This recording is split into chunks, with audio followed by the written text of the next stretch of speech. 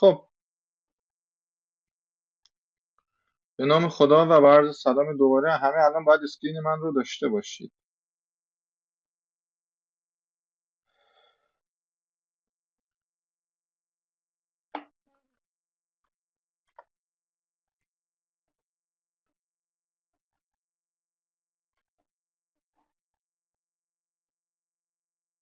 بسیار خوب. خب، با عرض سلام دوباره. درسی که خدمت شما هستیم این ترم عنوانش هست برنامه‌نویسی چند هسته‌ای یا مالتی کور پروگرامینگ. حالا ما عنوان درس رو پرالل پروگرامینگ گذاشتیم. توی دانشگاه‌های مختلف اسامی مختلفی ممکن روش گذاشته بشه. های پرفورمنس کامپیوتینگ، پرالل پروگرامینگ، مالتی کور پروگرامینگ، مالتی پروسسور پروگرامینگ، هتروجینیوس پروگرامینگ، نمیدونم پردازش موازی، پردازش برنامه‌نویسی چند هسته‌ای و یا محاسبات با کارایی بالا، اسمای شبیه به این زیاد گذاشته میشه. حالا بر اساس سیلابی که دانشگاه انتخاب کرده ما اسم برنامه‌نویسی چند هسته‌ای توی سیلاب انتخاب کردیم. حالا عنوان اسلاید ها رو همون پرالل پروگرامینگ می‌نویسیم. جلسه امروز مقدمه میگیم از درس، این که راجع به چی هست اساسا درس برنامه‌نویسی چند هستی، هدفش چیه، چه توانمندی به شما اضافه خواهد کرد منوط به اینکه شما کارهایی که میگیم رو انجام بدید و نهایتاً نقشه راه ما به چه صورتی هست. بخش اعظم اسلایدها از اسلایدهای خود نویسنده کتاب استخراج شده که میتونید خودتون هم دانلود کنید. بعضی از اسلایدها رو اون سایت نویسنده نیست، ما اضافه کردیم، مخصوصا درس‌های امروز و یکی دو جلسه بعد جزو اسلایدهای نویسنده کتاب نیست. در آینده هم باز پیش میاد. توی درس دنبال چی هستیم؟ به طور کلی در یک کلام بخوایم خلاصه کنیم به دنبال این هستیم که بتونیم برنامه نویسی انجام بدیم برای پردازنده های چند هسته‌ای یا مالتی کور و به طور کلی پردازنده هایی که بسیار بسیار پاراللن، به شدت پاراللن. وقتی میگیم به شدت پاراللن یعنی مثلا 5000 تا پردازنده توش هست. یه پردازنده با مثلا 5000 تا کور که هر کوری میخوایم براش برنامه بنویسیم و با هم 5000 تا برنامه موازی اجرا بشه. وقتی میگیم massively parallel processors منظور پردازنده‌ای است با تعداد هسته‌های پردازشی بسیار بسیار بالا. مالتی کور که مشخصا این پردازنده‌ای که شما میبینید توی موبایل، توی دسکتاپ 4 تا 5 تا 8 تا هسته داره، معمولا همین حدودن. massively parallel processor پردازنده‌ای که چند هزار هسته میتونن داشته باشن که چی بشه؟ که بتونید پرفورمنس بالا به دست بیارید. پرفورمنس اینجا منظور بیشتر تروپوت بالاست تا لیتنسی بالا، راجبش صحبت میکنیم. که بتونید فانکشنالیتی و مینتینبیلیتی به دست بیارید، یعنی اون کاری که قرار هست انجام بدید رو بتونید انجام بدید به درستی. بعضی کارها زمان دارن، یعنی خیلی از کارهای امروز زمان دارن. یعنی شما مثلا داری گیم بازی میکنی، قرار نیست 1 ساعت پردازنده شما محاسبه بکنه تا ببینید این گلوله مثلا شلیک میشه به کجا میخوره، همون لحظه بعد انجام بشه دیگه. و بعد مینتینبل هم باشن. یعنی چی؟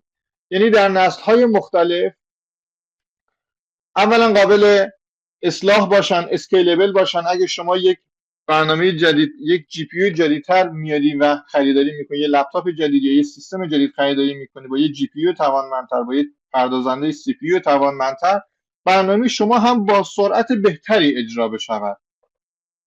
این اسکیلبیلیتی بهش میگیم که اینکه چی کار باید بکنیم که به این هدف برسیم. کم کم تو طول درس کمابیش متوجه میشید. به طور کلی به لحاظ تکنیکال چی به دست میارید؟ اصول و طرح‌های یا اصول و نگاشت‌های برنامه‌های و الگوریتم‌های موازی. به طور کلی مسائل رو چطور بشکنید به مسائل کوچیک‌تر، بتونید مسائل رو به صورت موازی حل بکنید. یه مسئله که زمان اجراش خیلی طولانی میشه، بسیار کند اجرا خواهد شد روی پردازنده، چطور این مسئله رو به یک روشی موازی نگاش بکنید که حالا که موازی نگاش میکنید بتونید موازی براش برنامه‌نویسی انجام بدید. پس پترن های پرالل الگوریتم ها بخش مهمی از درس ما هستن. یه مقدار راجع به معماری پردازنده ها و قابلیت هایی که دارن که بتونیم استفاده بکنیم. به طور کلی هر برنامه‌نویسی حرفه‌ای، هر برنامه‌نویسی های پرفورمنسی بدون هاردور و بدون درک درستی از هاردور هیچ وقت نمیشه. توی این درس به این مهم پی خواهید برد و باور خواهید کرد که بدون اینکه یه دانش نسبتاً مناسب، نمیگم خیلی عمیق، از سخت افزار زیر دستتون داشته باشید نمیتونید برنامه‌نویسی خوب انجام بدید.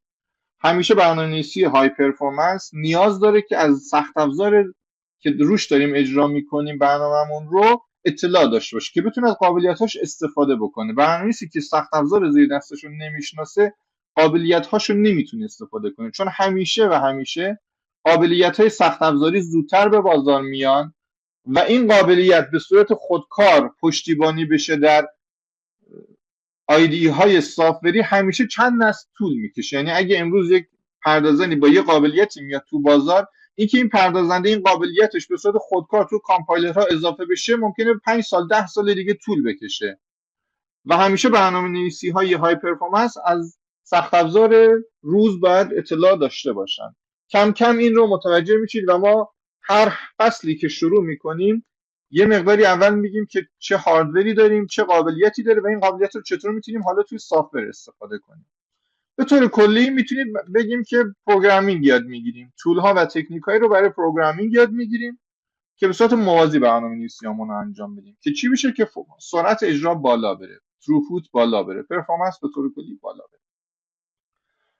کورس که خدمتتون رو میدیم، پیجی که روی داریم روی ادمودو هست، اون آدرسش هست که اینجا گذاشتیم. عنوان درس توی ادمودو سرچ بزنید برنامه‌نویسی چند هستی بهار 1400 هست و اسلاید ها، ریسورس هایی که قرار میدیم براتون توی اون پیج در دسترس شما هست. ترم های پیش که این درس ارائه شده ضبط کردیم ویدیوهاش رو و روی آپارات روی کانال خودم هست، میتونید نگاه کنید. MSJ آپارات کاتگوریز رو که اون دسته‌بندی ها، یه دسته‌بندی راجع به برنامه‌نویسی چند هسته‌ای که میتونید لینک مستقیمش هم اینجا گذاشتیم.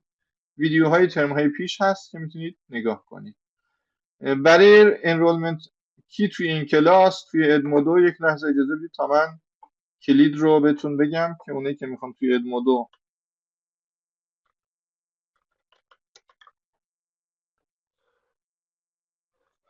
وارد درس بشن از چه کلیدی باید استفاده کنن که عضو این کلاس بشن.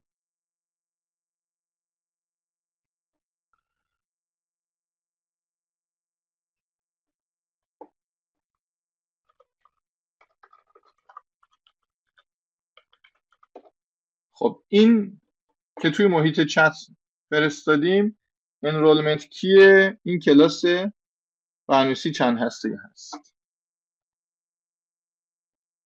یادداشت بکنید لطفاً اونایی که میخوان و این هم پیج کلاسمون هست.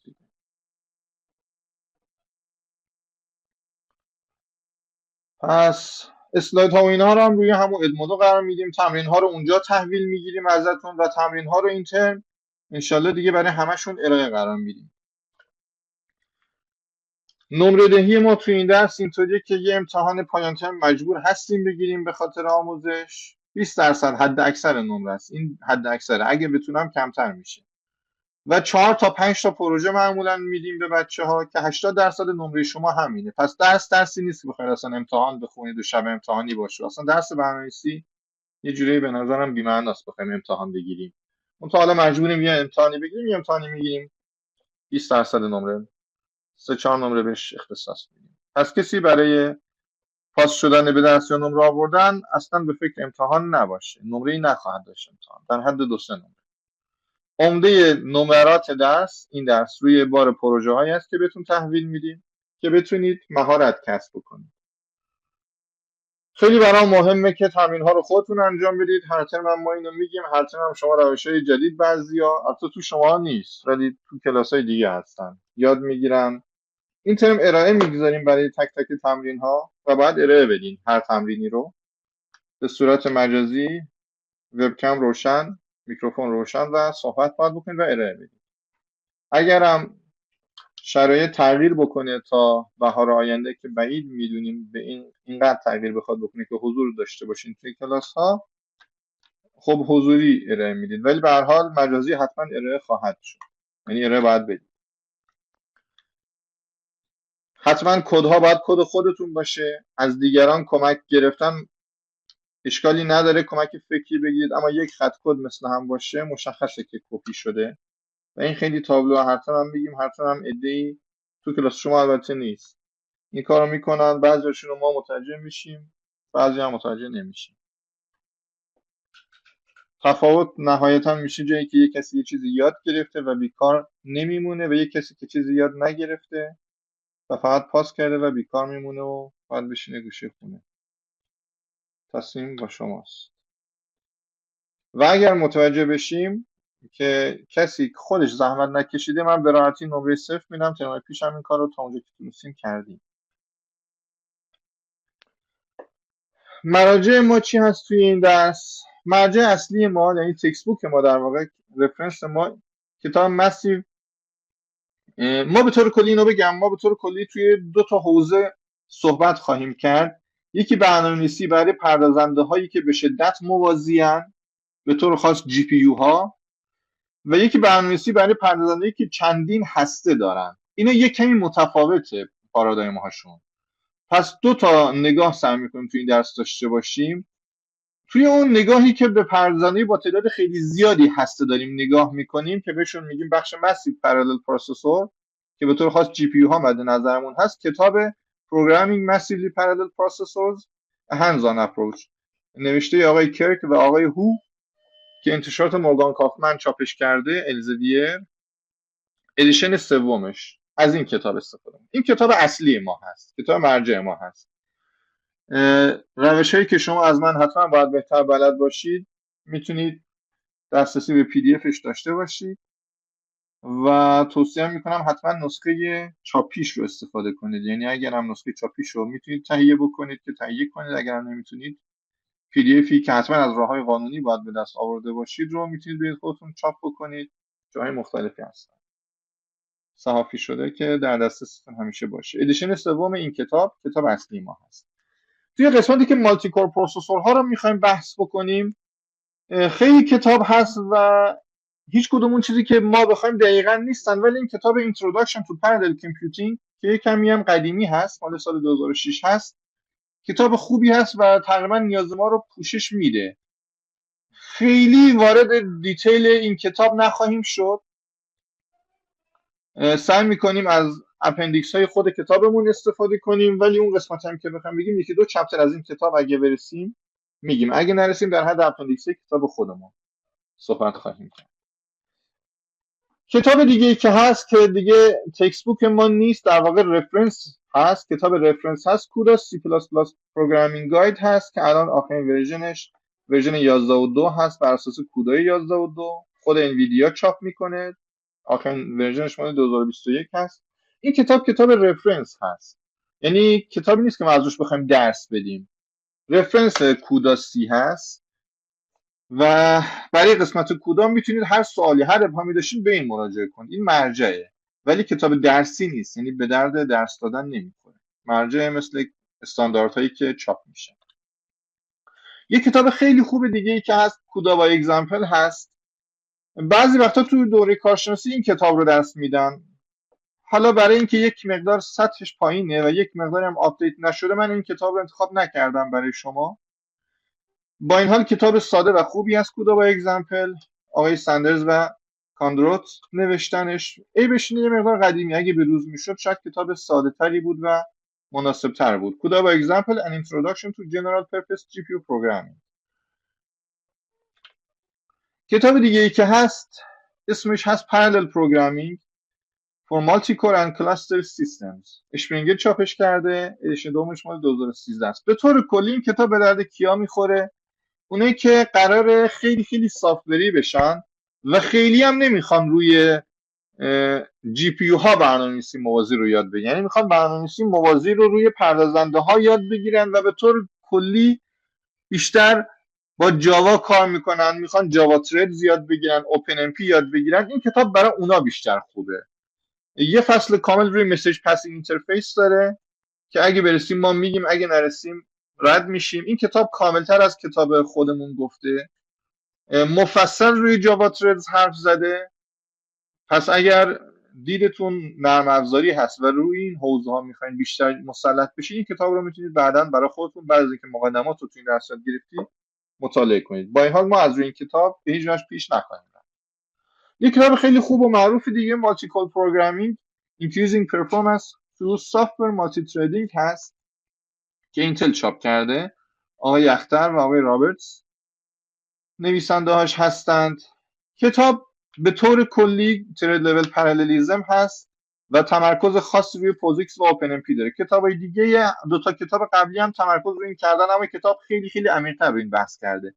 به طور کلی اگر میخواید روی معماری های اینتل، این پردازنده های اینتل و طول هایی مثل مایکروسافت دات نت و اینها برنامه نویسی انجام بدید و روی پردازنده چند هسته ای اینتل میخواید مسلط بشید، روی ابزارهای اینتل میخواید مسلط بشید، این کتاب از بقیه کتاب‌ها کامل‌تره. منتها میگم تمرکزش روی اینتل هست، یعنی معماری های اینتل رو خیلی بحث کرده و خیلی ابزارهای خود شرکت اینتل رو بیشتر بحث کرده. پس اونایی که میخوان روی این حوزه تمرکز داشته باشن، بعد از اینکه مقدمات رو تو این درس یاد گرفتن، میتونن از این کتاب استفاده کنن. با این حال ما بر اساس این کتاب پیش نخواهیم رفت، فقط معرفی کردیم. چه اتفاقی افتاده که این درس مطرحه؟ چرا این درس به درد میخوره و چرا فکر میکنیم در این قرنی که توش هستیم درس های مثل این درس باید توسعه پیدا بکنن؟ لیکن واقعیت اینه که توی قرن 20 که گذشت، تکنولوژی، قدرت، ثروت، رفاه دست کسی بود که میتونست اندازه‌گیری دقیق انجام بده. یعنی کسی که میتونست دقیق اندازه بگیره، دقیق بفهمه، دقیق طراحی بکنه. کلا تسلط تکنولوژی مال کسایی بود که میجرمنت دقیق داشتن، میتونستن خوب میجر بکنن، خوب اندازه‌گیری انجام بدن، توی ابعاد ریز کار انجام بدن. کلی اینسترومنت ساخته شد، کلی سیستم محاسباتی ساخته شد که تونستن بیشتر اندازه‌گیری انجام بدن. رادارهای ساخته شد، تونستن امواج خیلی ضعیفتری رو دریافت بکنن. نتیجهش این شد که نیروی هواییشون توسعه پیدا کرد. شرکت‌های پیدا شدن که نیمه هاده‌هایی ساختن، ترانزیستورهایی ساختن که ابعاد خیلی کوچیک‌تری داشت. نتیجهش این شد که پردازنده‌های بروزتری ساختن. شرکت‌های پیدا شدن، کارهایی انجام دادن که تونستن ابعاد خیلی ریزتری از بدن یا اشیاء رو ببینن. نتیجهش این شد که پزشکیشون پیشرفت کرد. میکروسکوپ‌های الکترونی ساخته شد. به طور کلی قدرت و ثروت، رفاه، ورزش، اقتصاد دست کسی بود که اندازه‌گیری دقیق‌تر داشت، تونست تو ابعاد ریز کار بکنه. این گذشت ماجراش. توی قرن 21 که ما هستیم، قدرت دست کسی که میتونه خوب محاسبه انجام بده، میتونه دقیق‌تر محاسبه انجام بده، کسی که قدرت محاسباتی بالاتر داره. برای اینکه امروز هوش مصنوعی محاسبه میخواد، میکروسکوپ زیستی محاسبات میخواد، فرآیند ساخت تراشه‌های نیمه هادی، پردازنده آی سی های الکترونیکی محاسبات نوری میخواد، انیمیشن محاسبه میخواد، گیم محاسبه میخواد، اینترنت آف تینگز محاسبه لازم داره، مخابرات 5G و 6G محاسبه لازم دارن. همه اینا محاسبه لازم دارن. متابولیک ایمیجینگ محاسبه لازم داره. توی همه زمینه‌های تکنولوژی، زمینه‌های قدرت، ثروت، اقتصاد، توانمندی، رفاه، ورزش، هر کدوم که دارن نظامی، هر کدوم که دارن رشد میکنن، قدرت محاسباتیشونه که داره این قدرت، این رشد رو و این توانمندی رو بهشون انتقال میده. با این مقدمه، چون این اتفاق افتاده و تو این قرنی که هستیم قدرت در دست کسی که توان محاسبه داشته باشه، پس خیلی مهمه که شما بتونید خوب محاسبه انجام بدید. خوب محاسبه انجام دادن نیاز به بستر محاسبه خوب داره. بستر محاسبه خوب هم نیاز به سبک برنامه نویسی خوب داره. خلاصه بکنم همین حرفامو که چرا این درس باید ارائه بشه و چرا شما این درس رو برداشتید و این درس به چه دردی میخوره. توان محاسباتی حرف اول رو میزنه تو این قرن. توان محاسباتی، بستر محاسباتی خودش رو میخواد و اون بسترهای محاسباتی نیازمند سبک خاصی از برنامه نویسی هستن که به صورت سنتی فایده ای نداره. به صورت سنتی برنامه‌نویسی انجام دادن به درد نمیخوره برای استفاده از اون توان پردازشی و به دست آوردن اون توان محاسباتی. این همه حرفیه که میخواستیم تو این جلسه بزنیم که این درسی نیست پرت و پلا توش درس بدیم، چرت و پرت نیست، درس اکادمی نیست، درس بیخودی نیست. فکر میکنیم خیلی درس مهمیه، فکر میکنیم درس روزه و فکر میکنیم هر روزم باید به روز رسانی بشه. دانشگاه‌های مختلف دنیا دارن روی این مسئله وقت میگذارن. جزو معدود دانشگاهایی هستیم که تو دوره کارشناسی داریم همچین مطالبی رو ارائه میدیم و از این بابت خوشحالم. امیدوارم شما هم استفاده ببرید و بتونم اون قدری که لازم هست و در توانم هست به شما منتقل کنم. چند تا مثال میزنیم از اینکه چه این پارادایم شیفت چطوری اتفاق افتاده. نگاه کنید مثلا توی قرن پیش که خیلی ازش نگذشته هنوز، تراشه‌های الکترونیکی و تراشه‌های نیمه هادی وقتی که ساخته می‌شدن لیتوگرافی انجام می‌شد. اینا موضوع درس VLSI ما نمی‌خوایم وارد عمقش بشیم. ولی به طور کلی یک تراشه الکترونیکی، یه پردازنده یا آیسی وقتی ساخته می‌شد، یه مسکی طراحی میشه، یک نقاب طراحی میشه، این نقاب روی سیلیکون قرار میگیره و یه سری یون نفوذ میکنن داخل سیلیکون، تشکیل ترانزیستور میدن و آیسی ساخته میشه. اون طرحی که باید کجاها دوپینگ یا اون نفوذ یون ها انجام بشه که نیمه هادی دوپینگ براش رخ بده بهش میگن ماسک لی‌اوت. یه سری جاها شما بگو یه سری شابلون در ابعاد نانومتری که باید روی تراشه قرار بگیرن، روی سیلیکون، روی اون ویفر دای قرار بگیرن. حالا یه کمی ویلس اگه بلد بودین بیشتر حرف منو متوجه میشین، ولی اشکال نداره. به هر حال یه سری ماسک های، یک سری نقاب هایی داریم با ابعاد نانومتری. وقتی دوپینگ انجام میشه، شما اگه این ماسک، این نقاب رو فرض کنید، این شابلون رو کاغذ میخوای اسپری بپاشی، اسپری یا وقتی بپاشی این گوشه ها خوب رنگ پاشیده نمیشه. نتیجهش میشه، حالا این مثال بود توی الکترونیک، اینها میشن رسانا، این قسمتی آبی رنگ. نتیجهش میشه ویژگی های رسانا، چون این انتها و این گوشه ها، بیش از نیاز دوپینگ انجام شده، این ته خط نقاب، ته این نقاب دوپینگی انجام نشده. نتیجهش میشه سیمی که اینجا تشکیل میشه روی سطح سیلیکون، ویژگی های رساناییش متفاوت از اون چیزی است که طراح طراحی کرده. این یعنی آیسی اون چیزی که باید بخوایم نمیشه. این مشکلی هست که داشتیم. الان میان با اپتیکال پروکسیمیتی کارکشن، با تکنیک‌های بسیار پیچیده که محاسبات خیلی سنگینی میخواد، ماسک رو اینطوری طراحی نمی‌کنن. به کمک محاسبات پیچیده ماسک رو یه طور عجیب غریبی طراحی میکنن که رو اینجاها هم دوپینگ انجام بشه. اینجایی که زیاد دوپینگ انجام میشد ازش حذف میکنن، اینجاهایی که کم دوپینگ انجام میشد یه تیکه هایی بهش اضافه میکنن که تهش وقتی دوپینگ صورت میگیره سیمه واقعی تر بشه، نزدیکتر بشه به اون چیزی که طراح مد نظرش بوده. این آبیه چیزی است که طراح میخواسته، یک طرح که روی سیلیکون باید تبدیل به رسانا بشه. این سبز نقاب هست که امروزه به کمک تکنیک‌های بسیار به لازم محاسباتی سنگین ایجاد میشه و این قرمز چیزی است که بهش میرسیم که خیلی نزدیکتره به اون نقاب آبیه نسبت به چیزی که قبلا وجود داشت. پس این توی ساخت تراشه‌های نیمه هادی که پردازنده‌های زیر دست شما، پردازنده موبایل شما، آیسی هایی که توی ادوات الکترونیکی دور و بر شما هزاران تا ازش میتونید پیدا بکنید، تکنیک هایی داره استفاده میشه که بسیار محاسبات سنگین میخواد. مثال دیگه میکروسکوپ های الکترونیک تو قرن پیش به وجود اومدن. میکروسکوپ های قدیمی تر پرتوهای نور پخش میکردن و نوری بودن. الکترون ها با سرعت بهتری میتونن منتشر بشن از فوتون ها. در نتیجه میکروسکوپ های الکترونی تونستن ریزولوشن های بهتری به دست بدن نسبت به میکروسکوپ های نوری که قبل از اونها وجود داشت. ابعاد ریزتری رو تونستیم کشف بکنیم. امروز میکروسکوپ ها کامپیوتیشنال هستن، یعنی اصلا میکروسکوپی به اون معنا وجود نداره. میان نگاه میکنن که حالا تو متابولیک ایمیجینگ مثال میزنیم الان براتون. نگاه کنید، این الان کپسیدی هست که دور ویروس HIV هست، اون قشایی هست که دور ویروس HIV هست. این کپسید که توی مجله نیچر چاپ شده، این عکسی که میبینید هیچ میکروسکوپی نرفته از این عکس بگیره، این تصویر برداری نشده، این محاسبه شده که میلیون ها 64 میلیون اتم کپسید HIV اومدن برهم کنش شیمیاییشون رو مدل کردن که یونهای پتاسیم و سدیومی که اصلا واکنشی که نشون میدن، اختلاف پتانسیل الکتریکی که بینشون به وجود میاد، این فرم رو باید داشته باشه. این محاسبه شده، این عکس برداری نشده. این کپسید که اینجا میبینید 64 میلیون اتم سیمولیت شده تا این شکل به دست اومده. خب میبینید که این نتیجهش میشه این که چطور ویروس HIV باید کنترل بشه، نتیجهش میشه چطوری باید براش آنتی ویروس طراحی بشه، نتیجهش میشه چطور باید براش واکسن طراحی بشه. قدرت محاسباتی این کپسول رو به دست داده و به دنبال این قدرت پزشکی به دست میاد، به دنبال این قدرت اقتصادی به دست میاد، به دنبال این خیلی چیزای دیگه میاد.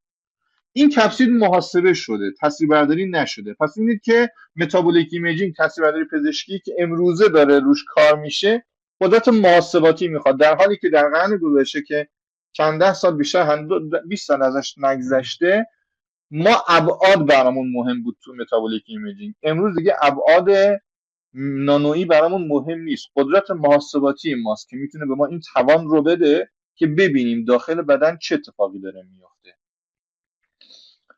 مثال دیگه که دوست داشتم بزنم فراموش کردم، حالا دستگاه های آپتیکال ایمیجینگ بود که حالا دیگه نگفتیم، میگذاریم ازش. تا چند ده سال پیش تلکانفرنس ببخشید تلفظ اشتباهی شد، یا کنفرانس از راه دور، کنفرانس مجازی، یه چیز خیلی عجیب غریبی بود، خیلی تکنولوژی بود.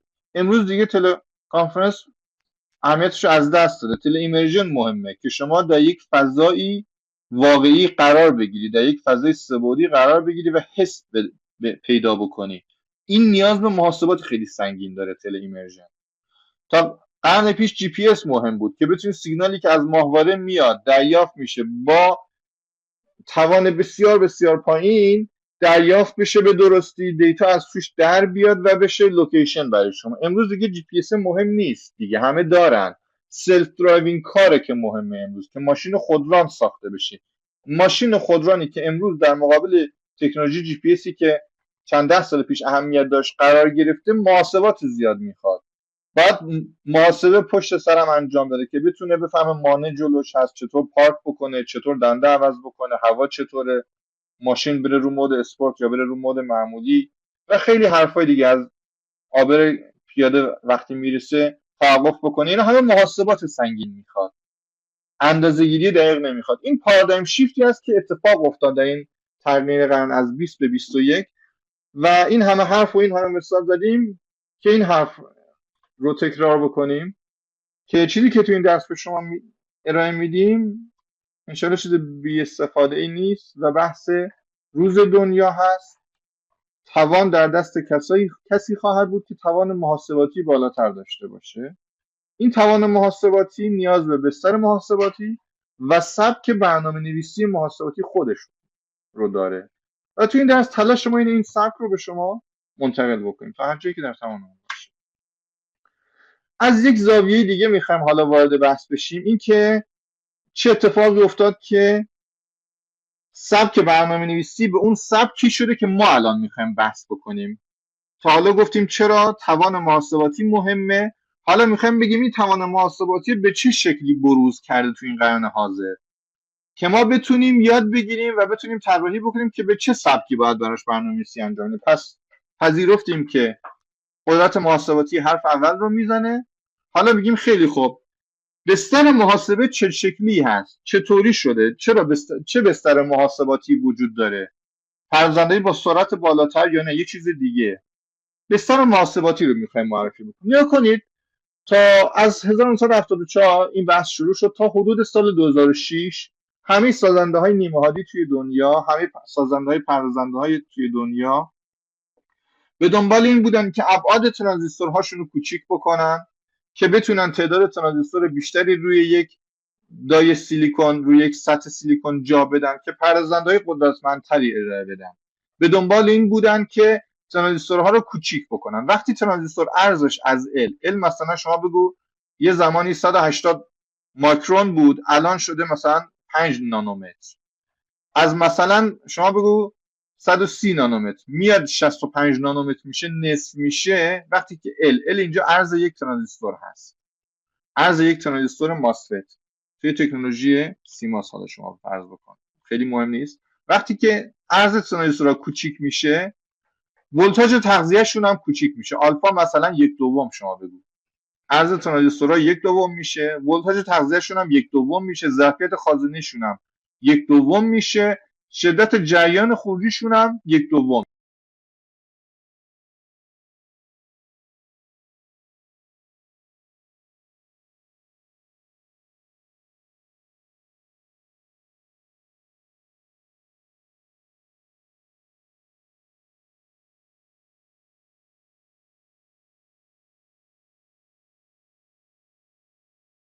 آی بود کی صدای منو دارید؟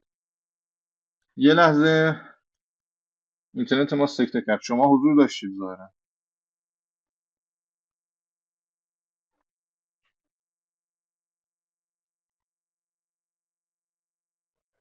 خب اجازه بدید. فکر میکنم مجدد باید رکورد رو بزنیم. نه رکورد داره میشه.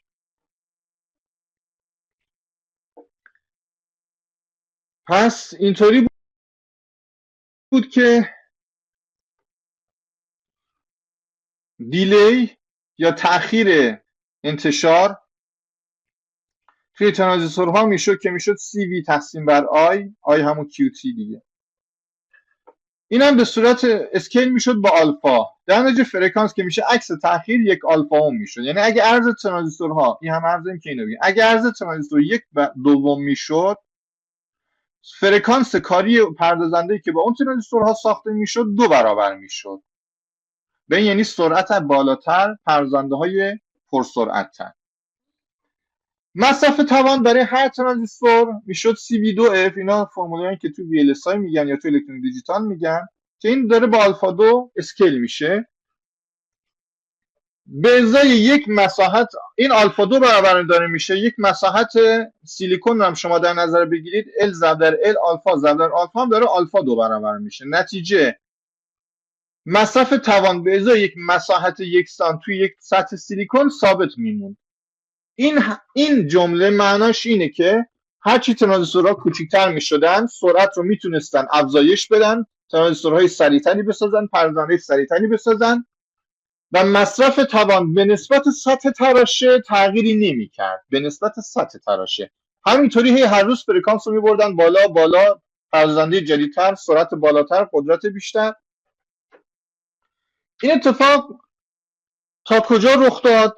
تا حدود سال 2003 همینطوری سرعت پردازنده ها میرفت بالاتر. از حدود 2003 میبینید پردازنده ها دیگه سرعتشون خیلی افزایش پیدا نکرد. دیگه این مثبته میبینید تغییر زیادی نکرد. اینجا با یه شیب سریعی داشت میرفت بالا، دیگه کم کم به یه اشباعی رسید. اینجا دقیق‌تر مشخصه. مصرف توان همینطوری افزایش پیدا میکرد. مصرف توان دینامیک افزایش پیدا میکرد، نه مصرف توان استاتیک. و ما هم مدام به دنبال این بودیم که بتونیم سرعت بالاتر داشته باشیم. ما همیشه تشنه محاسبه هستیم، به همون دلیلی که عرض کردم خدمتتون. قدرت محاسباتی بیشتر همیشه میخواستن. از حدود 2003 و مشخصتر سال حدود 2006 دیگه پردازنده ها، مثلا این پردازنده اینتل، چه سینگل کورهاش چه چند هسته‌ایاش، دیگه سرعتشون خیلی دیگه افزایش پیدا نکرد. الان هم دیگه خیلی افزایش پیدا نکرده. اما در مقابل ترند دیگری که شروع شد که پردازنده با تعداد خیلی زیادی از هسته بودن، بسیار سرعت‌های بالاتری رو تونستن دنبال بکنن. از حدود سال 2006 توان دینامیکی که توی پردازنده ها استفاده میشد از توان استاتیک افزایش پیدا کرد. توان استاتیک همون توانی است که اون ترانزیستور داره در هر حالتی، کاری به سویچینگ نداره. یعنی یه ترانزیستوری وقتی که روشنه، وقتی VDD گراوندش وصله، تغذیه‌اش وصله، یک توانی مصرف میکنه. این توان بهش میگن توان استاتیک. یه توان دیگه است بسته به اینکه این ترانزیستور چند بار روشن خاموش بشه، چند بار 1 و 0 ازش عبور بکنه. خود این باعث میشه یک لحظه یک مسیر اتصال کوتاه بین منبع تغذیه و گراوندش به وجود بیاد که این منجر به یک مصرف توانی میشه. با اون مصرف توان میگن توان دینامیک. از حدود 2006 این مصرف توان دینامیک بود که غالب شد و این باعث شد افزایش فرکانس دیگه شدنی نباشد. یعنی دیگه نتونستن فرکانس پردازنده ها رو هی ببرن بالا. الان حدود 10 سال شما دیگه پردازنده ها همه تو همون فرکانسی بودن که قدیم بودن، خیلی افزایش پیدا نکرده. در زمان کوتاهی فرکانس پردازنده ها تا 100 برابر افزایش پیدا کرد، از چند ده مگاهرتز به چند گیگاهرتز رسید و از اون بعد دیگه افزایش زیادی پیدا نکرده. راه حل چی بود؟ از طریق ما نیاز به پردازش بیشتر داشتیم. راه حلی که راه شد این بود که گفتن خیلی خوب، چون توان دینامیک خیلی افزایش پیدا کرده، فرکانس رو نمیتونیم ببریم بالا، فرکانس رو ثابت نگه میداریم، به جاش تعداد هسته های پردازشی رو میبریم بالا. و این بود که پردازنده چند هسته ای زاده شدن که چندین هسته داشتن. حالا باز از همینجا چند تا ترند آغاز شد. یه ترند تعداد کمی هسته نسبتاً پیچیده، یک ترند تعداد زیادی هسته بسیار ساده. این شد پردازنده چند هسته‌ای که شما امروز باش آشنا هستید. اون یکی شد پردازنده‌های گرافیکی که اسمهای اونا رو هم شنیدید. به دنبال این هستیم که روش برنامه‌نویسی رو اینها یاد بدیم به شما. یه سیستم خیلی های اند، مثلا سیستم محاسباتی بلو واترز،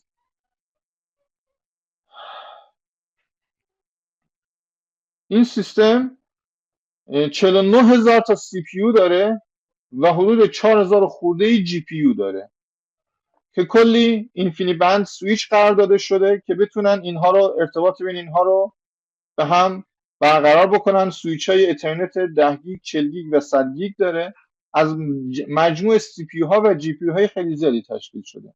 هر نود پردازنده توی مثلا سوپر کامپیوتر K7، هر نود پردازنده دو تا پردازنده انویدیا داره از سری کپلر، معماری کپلر. دو تا پردازنده AMD داره از خانواده 6200. 32 گیگابایت رم داره که پرفورمنس پهنه باندش 1600 میلیون تراکنش بر ثانیه است. این عددا رو کم کم توی فصل 4 و 5 کتاب باش آشنا میشیم که بتونید تحلیل بکنید. حالا آرکیتکچرهای دیگه هم میتونن داشته باشن. به عنوان یه مثال دیگه از سیستم‌های پردازشی امروز، پس از حدود 2006 بسترهای محاسباتی به این سمت رفتن که تعدادی هسته داشته باشن، سوپر کامپیوترها به این سمت رفتن که تعداد زیادی هسته داشته باشن. هم توی سوپر کامپیوترهای مثل این که نودهای پردازشیش این شکلی هستن، هم توی پردازنده های ساده که روی همین موبایل های شما امروز هست، دیگه همین ترند فعلا وجود داره که چندین هسته وجود داشته باشه. حالا این چندین هسته چندین سی پی یو یا چندین پردازنده گرافیکی ساده. مثلا یه اسوسی کوالکامی که برای موبایل های شما توی موبایل های شما هست، مثلا دو تا پردازنده کریت داره که هر کدوم کش خودشونو دارن. یک کش مشترک L2 بین این دوتا هست. در کنار اینها یه جی پی یو آدرنو هست که این هم ساختار خودش رو داره. دو تا هسته پردازشی و علاوه یه هسته گرافیکی مثلا. پس به طور کلی دو تا روند دنبال شد. پردازنده های با تعداد کمی هسته پیچیده که مشخصا سی پی یو های امروزی هستند. این پردازنده ها به طور کلی به دنبال کاهش لیتنسی هستند. شما توی لپتاپ میخوای وقتی که مثلا برنامه آفیس رو باز میکنی سریع باز بشه، میخوای وقتی یه چیزی تایپ میکنی سریع تایپ بشه. لیتنسی برای شما مهمه. این که 100,000 حرف در یک روز تایپ بشه یا در یک ساعت تایپ بشه نشه برای شما اهمیت نداره. این که همون لحظه کارت انجام بشه اهمیت داره. ذات یک سیستم دسکتاپ یا ذات یک سیستم موبایل همین شکلیه. یعنی لیتنسی توش مهمه، تأخیر توش مهمه. نیاز کاربر اینه. سی پی یو ها با هدف کاهش لیتنسی ساخته شدن. معمولا سی پی یو ها که چندین پردازشگر ممکنه داخل چندین هسته داشته باشن، معمولا کلاک هاشون بالاست، چندین گیگاهرتز به راحتی کلاک میخورن. معمولا کش های بزرگ دارن. معمولا سیستم کنترل بسیار پیچیده دارن. همشون پایپلاین های عمیق دارن. پایپلاین هاشون خیلی خیلی به اصطلاح شلو، خیلی باریک، یعنی خیلی اپتیمایز شده. معمولا بسیار کنترل لاجیک پیچیده دارن. سوپر اسکیلرن، مالتیپل وی هستن، مالتیپل ایشو هستن. اوت آف اوردر اکزیکیوشن دارن، یعنی چند تا دستور با هم اجرا میکنن. دستورهای بعدی رو قبل از دستور کنونی اجرا میکنن و با مکانیزم های کنترلی پیچیده که توی درس معماری باید آشنا شده باشید تضمین میدن که روند اجرای درست برنامه خدشه‌ای بهش وارد نمیشه و کماکان سریال از دید کاربر اجرا میشه، اما در عمل اوت آف اوردر داره اجرا میشه. کنترل بسیار پیچیدی دارن. هازارد دیتکشنشون، هازارد پریونشنشون خیلی پیچیده است. برانچ پردیکشن انجام، یعنی پیش بینی میکنه حلقه فوری که نوشتی کی برانچش تیکنه کی نات تیکنه، حلقه وایلت کی تیکن میشه کی نات تیکن میشه. پیش بینی میکنه حلقه برانچ شما رو و مسیرش رو میبره جلو. اگه پیش بینیش اشتباه زال در اومد رول بک میکنه، روند برنامه رو از سر آغاز. یعنی خیلی پیچیدگی دارن. فورواردینگ دارن که هازارد رو بتون تو پایپلاین کم بکنه. اینا اصطلاحاتی هستن که توی درس معماری باید شنیده باشید و آشنا باشید. به هر حال پردازنده های چند هسته ای لیتنسی رو کاهش میدن، کش های بزرگ دارن، کنترل پیچیده دارن، آیلیو های خیلی قولپیکری دارن، یعنی همه محاسبات رو انجام میدن که چی بشه این همه کار که لیتنسی کاهش پیدا بکنه. میبینید توی سی پی یو کش خیلی واحد بزرگیه، کنترل اینکه بزرگ کشیده شده واقعا یعنی که بخش قابلی از پردازنده کنترل لاجیکش هست و چندین آیلیو دارن. این معماری پردازنده چند هسته عمدتا همین شکلی هست. در مقابل اینها جی پی یو ها هستن یا پردازنده گرافیکی که اینها با هدف افزایش تروپوت یا گذردهی ساخته شدن. معمولا جی پی یو ها به جای اینکه از 4 تا 8 هسته تشکیل شده باشن، از چند ده تا چند هزار هسته تشکیل شدن. کلاک هر هسته معمولا پایینه، به راحتی چند صد مگاهرتز کلاک خیلی بالا حساب میشه، در حالی که توی پردازنده های امروزی شما 4 5 گیگاهرتز کلاک دارید، اما توی جی پی یو های امروزی خیلی دیگه برسه مثلا 1 خورده گیگاهرتز کلاک دیگه خیلی خیلی گرون میشه جی پی یوش. خیلی هاشون 400 مگاهرتز، 500 مگاهرتز، 700 مگاهرتز کلاکشونه.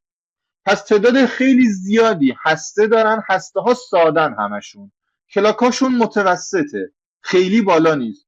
کش یا ندارن یا اگر هم داشته باشن بسیار کش های کوچیکی دارن. معمولا کنترل لاجیک هاشون خیلی ساده است. برانچ پردیکشن معمولا ندارن، دیتا فورواردینگ خیلی هاشون ندارن. معمولا آیلیو های خیلی خیلی بزرگ و خفنی ندارن، به جاش آیلیو هایی دارن که خیلی مصرف توانشون بهینه است. آیلیو های پردازنده های دیگه مثلا 4 استیج دارن، برای فلوتینگ پوینت میشه مثلا 16 استیج پایپلاین. اینا آیلیوهاشون مثلا 100 تا کلاک طول میکشه تا یه عمل ضرب رو انجام بده. یه آیلیو جی پی یو مثلا اون عمل ضرب اینتیجر رو توی 5 کلاک سایکل انجام میده، آیلیو سی پی یو ببخشید، اما آیلیو یه جی پی یو اون عمل ضرب رو توی 100 کلاک سایکل انجام میده. به جاش این میتونه در یک واحد زمانی طولانی مثلا 1 ثانیه 100,000 تا عمل انجام بده. اون سی پی یو نمیتونه 100,000 تا عمل انجام بده.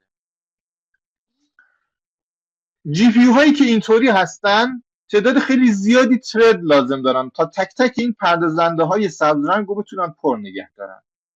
پس به طور کلی 2 تا معماری داریم: سی پی یو ها که به دنبال لیتنسی کم هستن، جی پی یو ها که به دنبال تروپوت بالا هستن نه لیتنسی. سی پی یو ها فرکانس کلاکشون بالاست، جی پی یو ها فرکانس کلاک هسته هاشون معمولا کمه. سی پی یو ها کش های بزرگ دارن، جی پی یو ها کش های کوچیک دارن یا اصلا ندارن خیلیاشون. سی پی یو ها کنترل لاجیک خیلی پیچیده دارن، جی پی یو ها کنترل لاجیک های خیلی خیلی ساده دارن. سی پی یو ها آیلیو های پیچیده ای دارن، جی پی یو ها آیلیو های ساده ای دارن که مصرف توانشون خیلی بهینه است. سی پی یو ها میتونن یک کار رو سریع انجام بدن، جی پی یو ها میتونن 1000 تا کار رو در یک واحد زمانی طولانی انجام بدن. اگه در یک بازه زمانی طولانی نگاه کنید جی پی یو کار بیشتری انجام داده، اما در یک واحد زمانی کوتاه نگاه کنید سی پی یو سریعتر کار کرده. پس 2 تا نیاز مختلفه، 2 تا معماری مختلفه، 2 تا نگاه مختلف بر برنامه‌نویسی میخواد. برنامه‌های های پرفورمنس معمولا از هر دو باید استفاده کنن. قسمت‌های سیکوئنشال کد که ماهیت سریال داره رو میبرن روی سی پی یو اجرا میکنن. قسمت‌های موازی کد که ماهیت کار موازی هست رو میبرن روی جی پی یو اجرا میکنن. یه اپلیکیشن سریال اگه با سی پی یو اجرا بشه میتونه تا بیش از 10 برابر سریعتر از جی پی یو اجرا بشه. یه اپلیکیشن موازی اگه روی جی پی یو اجرا بشه میتونه تا چند ده برابر سریعتر از سی پی یو اجرا بشه. منوط به این که شما کار رو درست انجام میدید، بدونی کجا رو باید ببری رو سی پی یو، کجا رو باید ببری رو جی پی یو. کارهای سیکوئنشال که لیتنسی مهم هست، تأخیر مهم هست، باید برن روی سی پی یو. کارهای محاسباتی موازی که تروپوت مهم هست باید برن روی جی پی یو.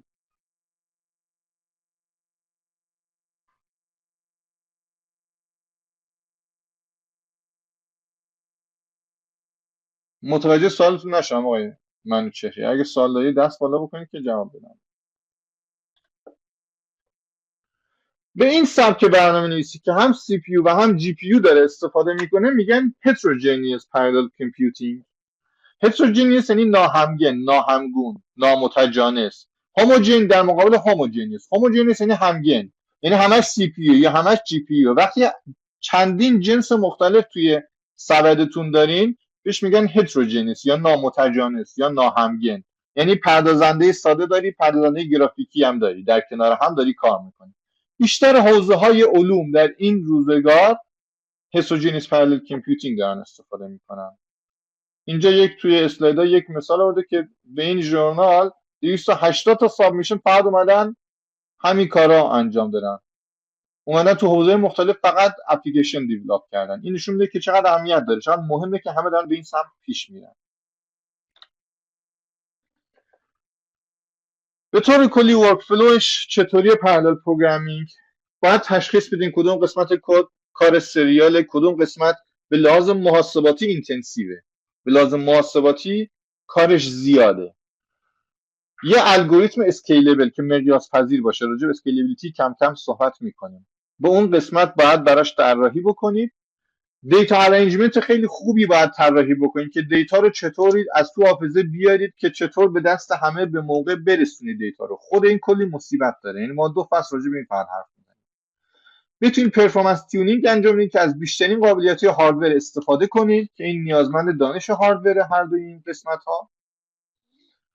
و نهایتا حواستون باشه کدتون باید پورتبل باشه، از روی خانواده معماری برید روی خانواده معماری پردازنده متفاوت، کد باید اجرا بشه، باید اسکیلبل باشه. یعنی اگه فردا طرف موبایلش رو عوض کرد، لپتاپش رو عوض کرد، جی پی یو قوی‌تر خرید، برنامه شما واقعا انتظار داره سریعتر اجرا بشه. اسکیلبل باید باشه برنامه‌تون.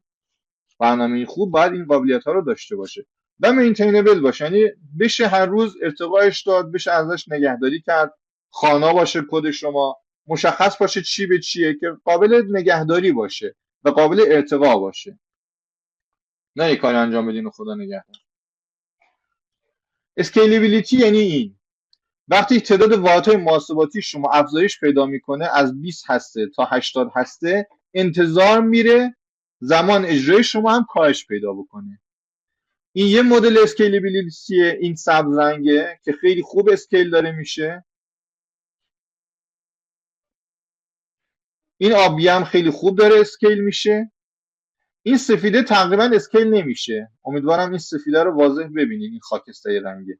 میبینید که واحدهای محاسباتی وقتی دارن افزایش پیدا میکنن از حدود 50 تا 80 تا، زمان اجرا خیلی تغییر نکرده. این به درد نمیخوره. این برنامه میشه، اپلیکیشن میشه که مشتریشو از دست میده.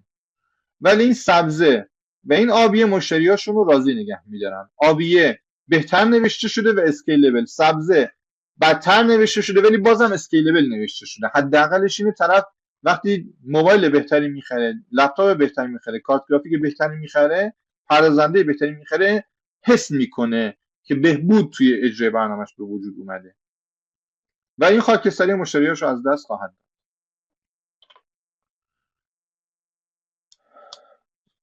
الگوریتم شما کامپلکسیتیش هم باید اسکیلبل باشه. یعنی وقتی دیتا سایز شما، ابعاد مسئله شما بزرگ میشه، تعداد عملیاتتون نباید خیلی افزایش پیدا بکنه. همه الگوریتم ها واقعیت این اسکیلبل نیستن. بعضی وقتا الگوریتم های خوب پیدا میکنیم که خطیه، ابعاد مسئله از هزار المان توی یه آرای میشه 10,000 المان، سرعت اجرای شما هم تقریبا همون 10 برابر میشه.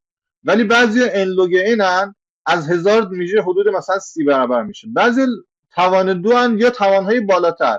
وقتی ابعاد مسئله شما 10 برابر میشه، سرعت اجرای مسئله شما 100 برابر شد، یعنی 10 به توان 2 برابر. این به درد نمیخوره. یعنی مسئله که بزرگ میشه و الگوریتم بی استفاده میمونه. این خاکستری رنگی که امیدوارم بتونید ببینیدش. این به الگوریتم شما بخش زیادیش رفت پیدا میکنه. مسیو پرالیلیزم چیزی هست که همیشه میبینیدش، همیشه جلو چشمتون هست، چیز عجیبی نیست. همه جا دیدید مسیو پرالیلیزم رو که بتونید یک کار بزرگ رو با تعداد زیادی مورچه انجام بدید. به قول یکی از اساتید ما، یک کار رو یا باید با چند تا فیل گردن کلفت انجام داد یا با یه لشکری از مورچه ها انجامش داد. نقل قول از آقای دکتر جهانگیر با واسطه، از دکتر جهانگیر دانشگاه شریف، نقل قول از ایشون بود با واسطه. پس مسیو پرالیلیزم رگولاریتی هست، چیزی هست که همیشه دارید میبینیدش، همیشه جلوی چشمتون بوده. منتها الان به دنبال این هستیم که این پرالیلیزم رو توی برنامه‌نویسی به شما منتقل بکنیم و این که در طبیعت وجود داره رو توی برنامه‌نویسی به شما منتقل بکنم. این عکس اینجا باید عوض بکنم، به جای این ناو خبر آمریکا و تعداد زیادی ناو همراهش باید یه بارش شهابی از موشکان نشون بدیم که اونجا هم پرالیلیزم جواب اینو میده. یعنی وقتی پرالیلیزم میاد وسط، پرالیلیزم جوابشه. این دو تا موشک رو میتونه دفاع بکنه از خودش، ولی وقتی شما 10 تا موشک شلیک بکنی به سمتش، کاری راستش بر نمیاد، حتما محکوم به شکست. اون عکس رو عوض میکنم ان شاء الله براتون. از شما گذشت.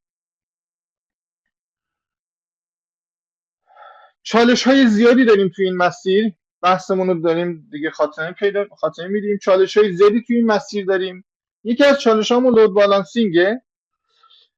وقتی شما یک کار موازی رو میخواید انجام بدید، بعضی تردا ممکنه این خیلی ایدئاله، همه تردا کم و بیش همزمان کارشون رو انجام بدن. بعضی وقتا اینطوری نیست، یه تردی خیلی کارش طول میکشه، این بده. باید اینطوری نشه. باید بتونید کاری بکنید که یه ترد اینقدر این محاسبه براش نمونه که کارش طول بکشه، بقیه کارشون زود تموم بشه. این برنامه‌نویسش خوب نبوده، معماری نرم افزاریشو خوب طراحی نکرده. ترده دیگه کارشون سریع انجام شده، این ترد اینقدر بار محاسباتی ریختیم سرش، کارش طول میشه، این کارو خراب میکنه. عملا تا این تموم نشه کار تموم نشده، هرچند که شما اینجا کلی نبوغ به خرج داده باشید. این خیلی بهتر از اینه. یه محدودیت و یه چالش دیگه که مفصل باید راجبش حرف بزنیم، تقریبا یه فصل کامل راجب این حرف میزنیم، اینه که شما فرضتون اینه که مموری یک درگاهیه که همیشه ازش هر وقت عشقتون کشید دیتا میخونید، هر وقت عشقتون کشید توش دیتا مینویسید، با هر پهنه‌بانی بخواید دیتا ازش میخونید. مثل این صدی که سیل خروشانی از آب همیشه به شما میاد. واقعیت اینه اصلا اینطوری نیست. واقعیت اینه اگه یه صد هم داشته باشی، شما یه نی بیشتر ندارید. پهنه‌باند حافظه در مقابل قدرت محاسباتی پردازنده همیشه مثال این نی نسبت به این صده. این صده پردازنده شماست که اینقدر پهنه‌باند محاسباتی داره، دیتایی که میتونه از مموری بگیره به اندازه یه نیه. و این یه چالش خیلی خیلی بزرگ و پیچیده است که باید راجبش کلی حرف بزنیم که چطور این مشکل رو حل بکنیم. عملا گلوگاه توی خیلی از سیستم ها حافظه است، نه خود پردازش.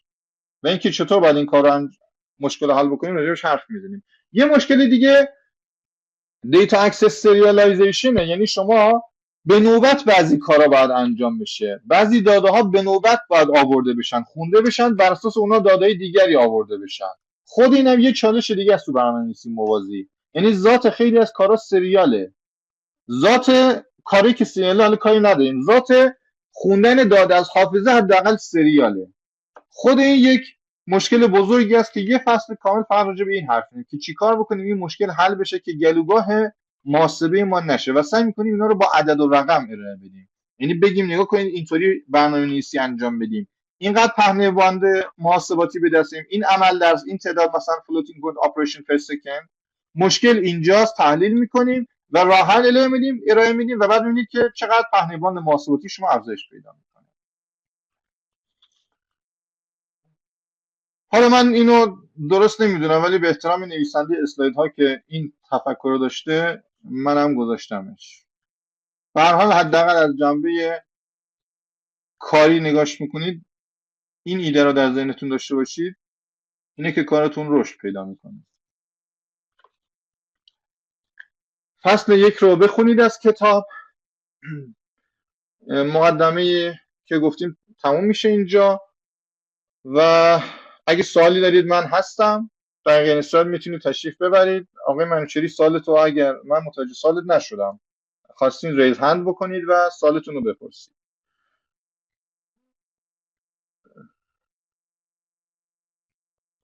یه نکته هم بگم درباره، اجازه بدید یه لحظه، یه نکته هم بگم درباره حضور و غیاب. حضور و غیاب میدونید به سبک ترم پیش من انجام نمیدم، اهمیتی هم نداره، هیچ ترمی هم نمره بهش ندادم.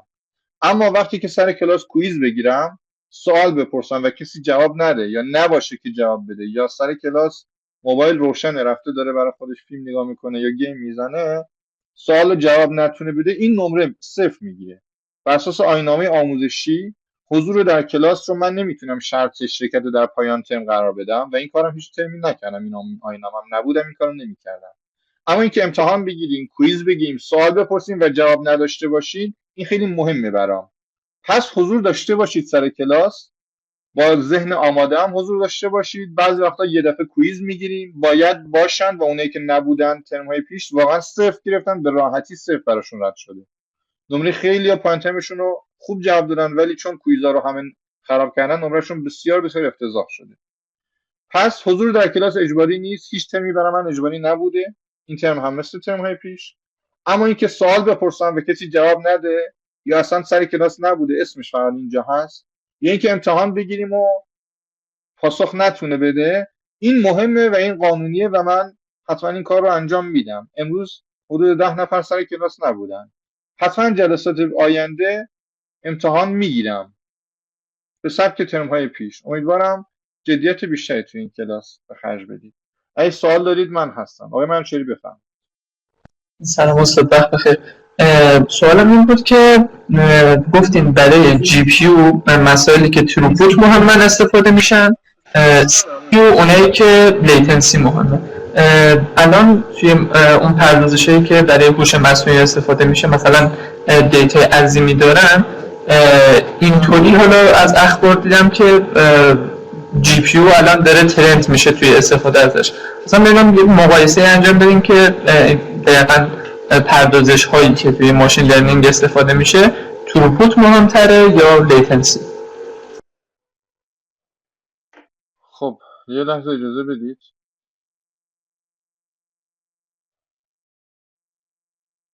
یه لحظه دیگه آقای منشری صحبت میکنید.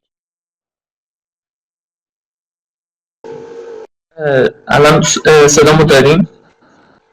بله صداتون رو الان دارم، بفهم. سوالم این بود که توی پردازش هایی که برای هوش مصنوعی انجام میشه، چون دیتا ها عظیمن برای یادگیری ماشین، الان لیتنسی مهمتره یا تروپوت که الان میگن جی پی یو میخوایم استفاده کنیم برای هوش مصنوعی؟ سوالم این بود که میشه مثلا جی پی یو رو یه کاری کنیم که کارهای سی پی یو رو انجام بده؟ نکنید سی پی و جی پی با دو تا هدف مختلف طراحی شدن و دو تا استفاده مختلف دارن. تو اون کارهایی که شما گفتی جی پی خیلی پر استفاده است و اینکه حجم محاسبات اونقدری بالاست که اصلا قد و قواره سی پی نیست. یعنی شما باید مثلا چند صد هزار محاسبه رو انجام بدید در حالی که سی پی اصلا فرصت همچی کاری بهش دست براش وجود نداره. یعنی شما حتما اونجا جی پی پاسخ شما هست. ذات این دوتا معماری متفاوته. مثالی که شما زدی پاسخش جی پی هست. اینکه با سی پی بخوای این کارو بکنی، این کارو کاری نداره بعد ران بکنی رو سی پی. خواهید دید که یه هفته طول میکشه. خب به درد کی میخوره؟ ما میگیم لیتنسی یعنی کارهای کوچیک رو سریع انجام میدی، نه کارهای بزرگ.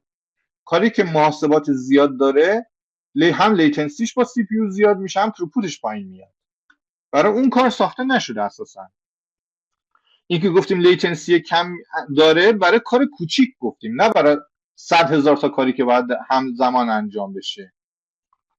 100,000 تا کار دیگه تروپوت مهمه براش، یعنی تروپوت مطرح میشه اینجا. سوالتون رو پاسخ دادم یا هنوز من باقی؟ اگه با سوال کسی داره میتونید بپرسید، من هستم.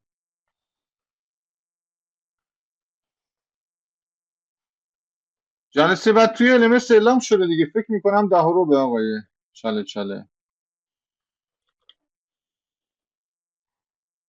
جلسه بعدمون فکر کنم 10 رو باشه.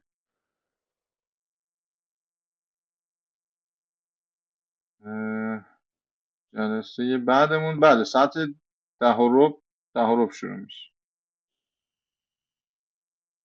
نه 11 رو به اونم، نه 10 رو. سه شنبه 11 رو تا 12 رو، اونم ساعت 11 رو. ساعت 11 رو به توی LMS اصلاحش میکنم توی کلاس ها. اگه سوال هست باز بفرمایید.